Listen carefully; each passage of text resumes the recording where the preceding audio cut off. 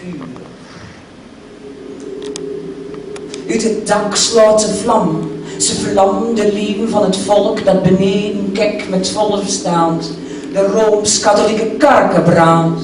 Vlam likt langs de pan, langs de romp, zucht wegen langs het holt, verteert alles wat voor zijn gespleten tongen komt.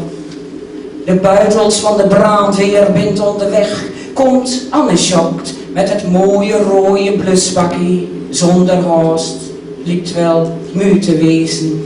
De wind die wieder aantrekt, de hitte, het dak op jacht en de ledderwagen die dichterbij komt.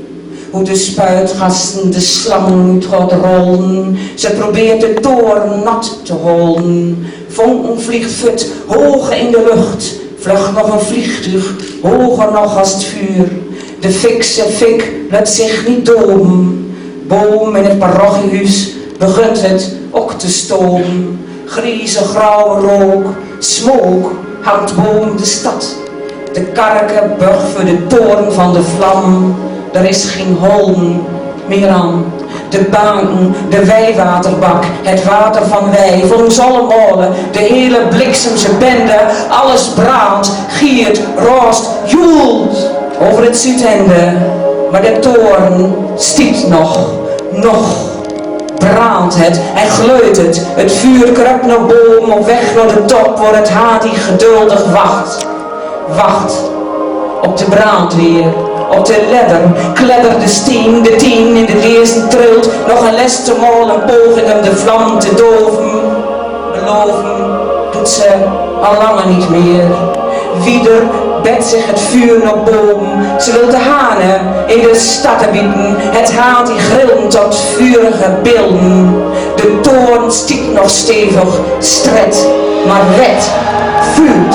Dat in zijn lief het hellevuur brandt, dat zich meter voor meter dichter bij het doel vret.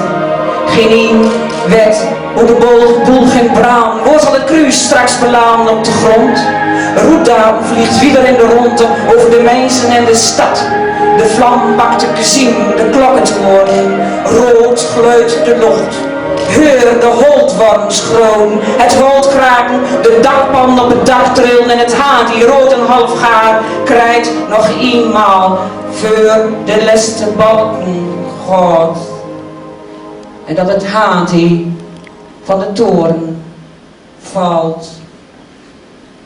En uren later, als het vuur dood, de stilte door de half verkoolde balken dood, het locht weer door de raam rolt, alleen het razen van de wind nog de stilte volgt, de rook, het smeulen, alles verleuren, behalve de muren, zwart van roet, de klokkentoren, de deuren en op de grond, tussen de assen, het haat die gegrild, het bronnen, gaar.